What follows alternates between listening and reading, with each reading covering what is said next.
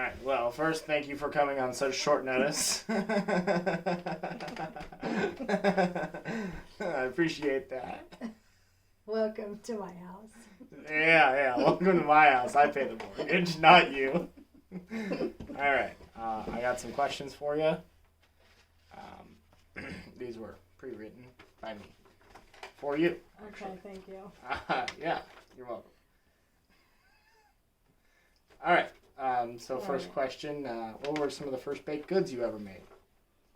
So my earliest memories of baking with my mom would be chocolate chip cookies. And my brother's special was John Wayne cookies. Those were ones with nuts. Oh, all right. Of course. And banana bread and cakes. And we always made our own cakes for our birthdays. Gotcha. So throughout your childhood, I mean, obviously you made a lot of baked goods, but how often would you help your mom in the kitchen? I helped a lot in the kitchen, and then when my mom was working a lot, then I would make dinner. And then when I became a teenager, then I just made my own meals. So I was quite self-sufficient in the kitchen by the time I moved out. Gotcha. So you would say your primary training in baking would be from your mom? Learning from my mom, yes. Okay, I learned to improvise lots of meals. Gotcha. So you're familiar with alternative ingredients? Yes. Would you say you had some weird baked goods? What's the weirdest baked good you ever had? I don't know about weirdest baked. Probably the first time I had a baked good with meat in it. It was delicious, but I was quite surprised because most of the baked goods I ever had were sweet. Mm-hmm. But then when I knew that there was baked goods that had savory or meat in it, I was very shocked. And the first time I can think of that would be when I was in New Orleans. I don't know what year that, maybe 2016. And we went somewhere for Mardi Gras, and we went to a bakery there, and it had meat in it, and it was delicious. What's it, like a cookie, or like what kind of? No, it was like a croissant with like chunks of meat in it, and like gravy and cheese. So and onions. It's basically a sandwich. Yeah, I guess. But instead of like a cream puff, it was, instead of being stuffed with cream, sweet cream, it had meat in it. So that was really good. Interesting. Okay, so what kind of tools do you utilize while baking throughout the process? In baking or just in cooking? Baking, mostly. In baking, so definitely have to have a whisk. Definitely have to have a mixer, a bowl, and I always like to have a plate to put the spoon on, or my instruments on. It keeps a nice clean surface. And then a nice set of baking measuring cups and measuring spoons. And that's pretty much, and a spatula. The first time I saw a cooking show, and they were making some cake or something, and they were using a bowl, and then they're just like scraping the dough from the bowl into the pot or into the pan. They were just like using a spoon, and I was like, why would they not use a spatula? Because with the spatula you can get every single bit of the dough. And I just thought, these people are just complete, like, that's like 2 servings worth of food that you just left in the bowl because you use this. I couldn't even believe that somebody on TV would do that. So, spatula. Oh, gotcha. Okay. All right. And stoneware. I love stoneware. Stoneware bakes evenly. It's true. Yeah. So. Lots of stoneware baking sheets. Baking sheets here. I love stoneware. Yes. Don't use it on stovetop. No. The cracks. No. No. We learned that the hard way. Not because Not because you or I did that. That's true. All right. So let's get back to some alternative ingredients. So what kind of alternative ingredients have you used in the kitchen before? Everything from artificial meat to meat alternatives and cream alternatives and flour alternatives. Pretty much anything you can think of. And whole wheat flour we used forever in the beginning. I didn't even buy regular flour till you started baking. I always had whole wheat flour. And then, so all types of different flour, and then like right now I have oat milk and coconut cream as my creamer instead of heavy whipping cream. So, but rice milk, I started drinking rice milk in 1995. So I've been using alternative ingredients for most of my life. Oh. So you got plenty of experience. Plenty of experience, and I know where to look. Gotcha. So what kind of foods have you incorporated? You said coffee, flours. We made tofu. I did a lot of tofu. There's only one dish that I ever made that your dad would not eat, and it was tofu. But I've made tofu many, many times. You like my tofu. I like your tofu. That's true. The one time I made some sort of baked dish, I think it was tofu with like marinated artichokes, and it was, Dad would not eat it. It was terrible. We actually just threw it away. So, but I'm always experimenting with different things. But I do like fresh vegetables, and I do like regular meat, so I'm not a big fan of alternative meats, but I'll have something in place of meat. So I'm not going to eat vegan cheese, but I'll eat the ingredients that the vegan cheese is made from. How about the new Impossible burgers? I tried it, but it's so dry. But if you were going to give me a bean burger as a burger, I'm not going to pretend it's hamburger. I'll just enjoy it as a bean burger. And we get those bean burgers all the time. I love them. True. They're delicious. But I'm not trying to substitute it for meat. I just am having a bean burger instead of a hamburger.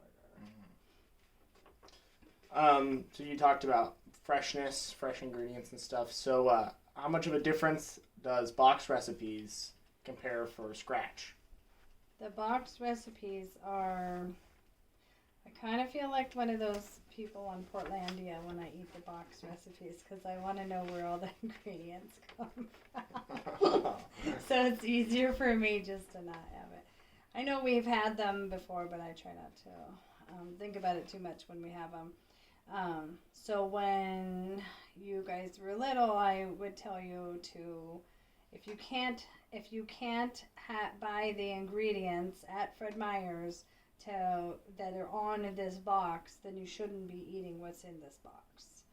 And there's a lot of ingredients on a back of a cake box recipe that you cannot buy at Fred Meyer's. Well, there's a lot of ingredients that are just replacements for like eggs and stuff.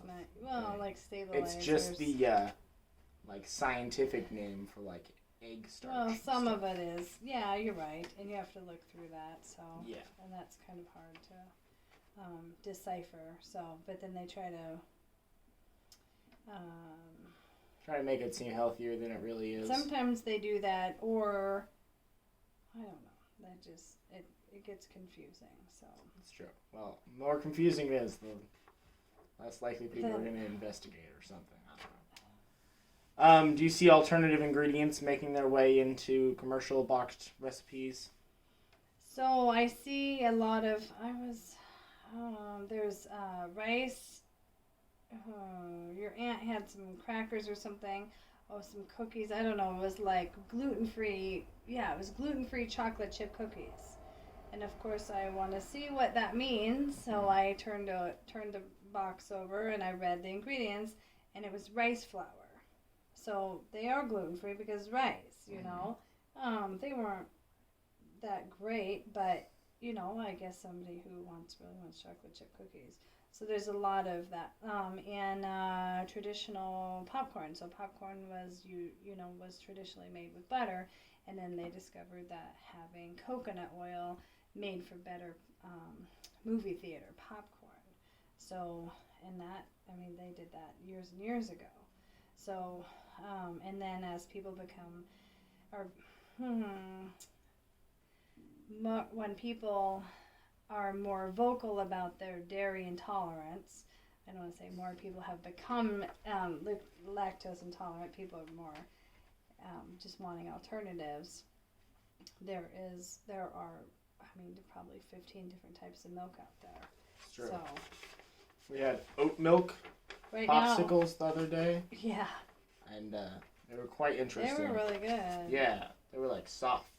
And in the refrigerator right now, I have oat milk, soy milk, and I think macadamia nut milk in there, and coconut milk.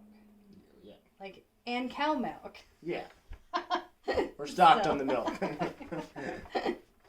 And then, so what kind of changes could more alternative ingredients make in like commercial and local businesses?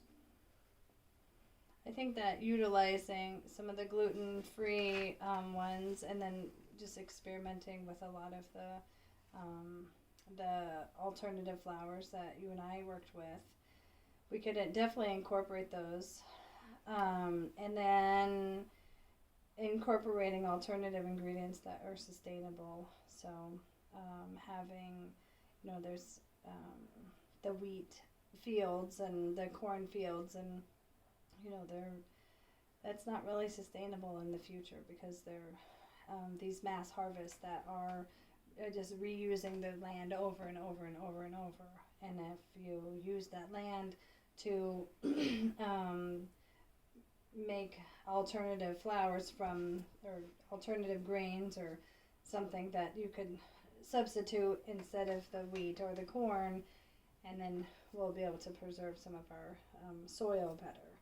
So I was just listening to someone talk about how the soil is now losing its nutrients and they're trying to put artificial nutrients into the soil.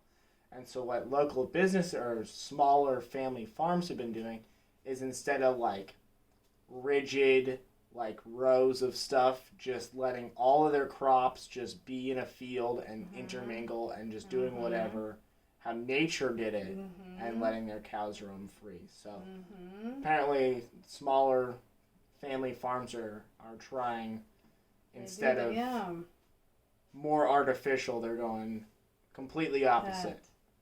And then it's always been the better way to do that instead of these big turbines that go through and collect things, and they harm lots of animals and the ecosystem of the land by doing that. So one of the things that we learned while doing your research was that there was the byproduct that the sugar cane. Yeah, they're like, there's this byproduct. How can we incorporate this? How can we make this into something?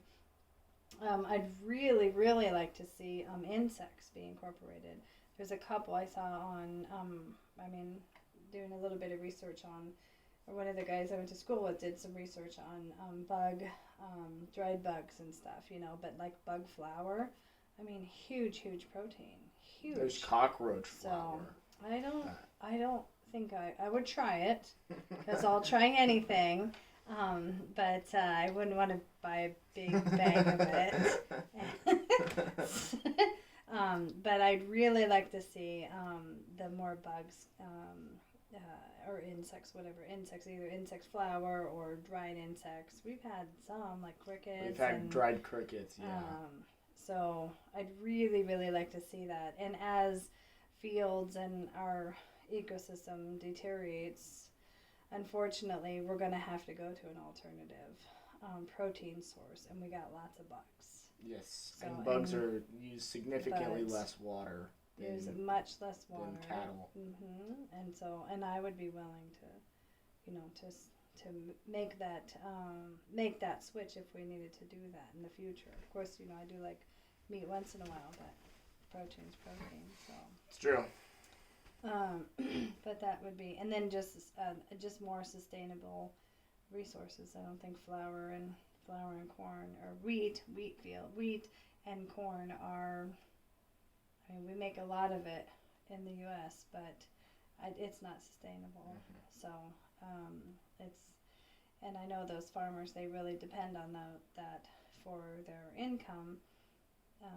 But we need to find a different way. And then also, we're all different. We have a huge genetic diversity in our country, and we have to appeal to everybody. And people coming from all over the world, we don't all have the same food tolerances.